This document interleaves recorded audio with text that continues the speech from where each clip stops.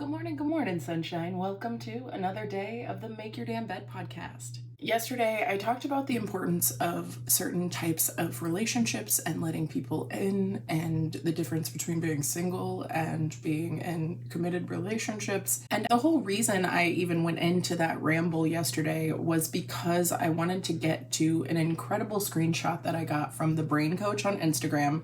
She credits at sonder.therapy, but it says 10 questions to ask yourself about a potential life partner. Do they show emotional availability and maturity? Are they interested in you? And showing this through curiosity, attentive listening, and giving you time. Do you share the same core values and life goals? How do you feel around this person? Do you feel safe? Do you feel nervous?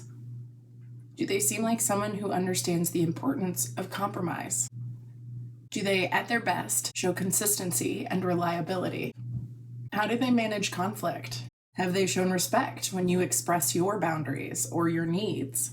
Do they encourage maintaining a life or individuality outside of your relationship? And can they apologize and own up to their actions? And I think questions like these are so difficult to address in a relationship, especially in a new one, but they're so important because they can give you a timeline and a trajectory to go towards with people that you're potentially dating. It can also give you a type or a style of dating. I don't think of myself as a polyamorous person. That said, I have had successful polyamorous relationships, and it all just depends on the other person and the situation. There's another screenshot I wanted to share from one of my favorites on Instagram at Nidra Tawab.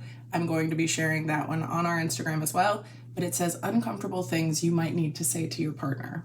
These are quotes that you can use, or you can put them in your own words. Obviously, that is the preferred version, but I kind of liked how straightforward and direct these were without feeling confrontational. Do you want my honest feedback, or do you want me to affirm your decision? Your social media usage is impeding on our quality time together. We need to talk about the distribution of labor in our relationship. Who will be responsible for what and at what frequency? Please stop expecting me to read your mind. It sets me up for failure, and I wanted to get it right. I need some time to myself. You are telling me what you think is best, and I would like you to listen. And I wanted to leave you with some positive things that you could say to your partner as well to encourage certain behaviors and communicate in a vulnerable and positive and proactive way. I got these screenshots from Dr. Morgan Cutlip on Instagram. As always, I will be posting these at MYDB Podcast on Instagram as well, with credits to the original poster. I love how you take care of me by blank. This is where you fill in whatever action you want to see more of or encourage. Would you be able to do that more often? Ask explicitly. I do it all the time in my relationships. Which makes me think of all of those videos I've seen of girls going, if only we could ask him to push a little softer or move to the left or put a little more pressure.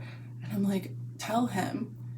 And everyone in the comments is like, yes, tell us. We love to know. I really think that it's good to communicate and be vulnerable. People like direction, especially when it doesn't make them feel defensive, but makes them feel empowered with that information. And I'll leave you with one more Instagram post because this is what inspired this whole episode in the first place. This one is from Momentary Happiness. Sometimes all you really need is just one person who understands you entirely.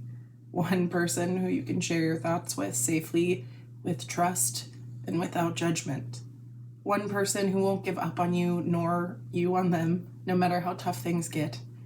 Sometimes all you really need is someone to just be there, not necessarily doing anything or saying anything, but just to be there when you need them. Sometimes the words, "I've got you," are all you need to hear to keep going. As you grow, you really do realize that quality is far greater than quantity. And those friendships must be treasured. So hold on to them with everything you've got. And make sure that they always know that you've got them too. I love y'all so stinking much. I hope you have a wonderful rest of your day. And I'll talk to you tomorrow while you make your damn bed. Bye, cutie.